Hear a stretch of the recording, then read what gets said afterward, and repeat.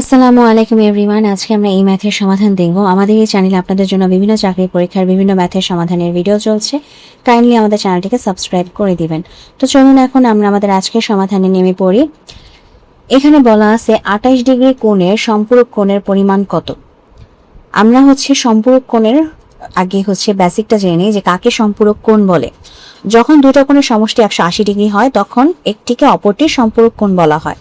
অর্থাৎ যখন দুইটা কোণের সমষ্টি 180 ডিগ্রি হবে, হ্যাঁ, ধরেন একটা কোণ এক্স আর একটা কোণ আমাদের ওয়াই ডিগ্রি, যখন দুইটার সমষ্টি 180 ডিগ্রি হবে তখন এক্স কে বলা হবে ওয়াই এর সম্পূরক কোণ, আবার ওয়াই কে বলা হবে এক্স এর সম্পূরক কোণ। এটা আমাদের সূত্রটা। এখন অলরেডি আমাদের 28 ডিগ্রি দেওয়া আছে, 28 ডিগ্রি দেওয়া আছে, তাহলে মানে ধরে নেন এক্স আর ওয়াই এর মধ্যে এক্স এর মানটা দেওয়া আছে। তো এক্স এর মান কত? আমার 28 ডিগ্রি। তাহলে এখন আমি ওয়াই ডিগ্রির মানটা বের করতে যাচ্ছি। তাহলে ওয়াই ডিগ্রির মানটা আমার কত বের হবে?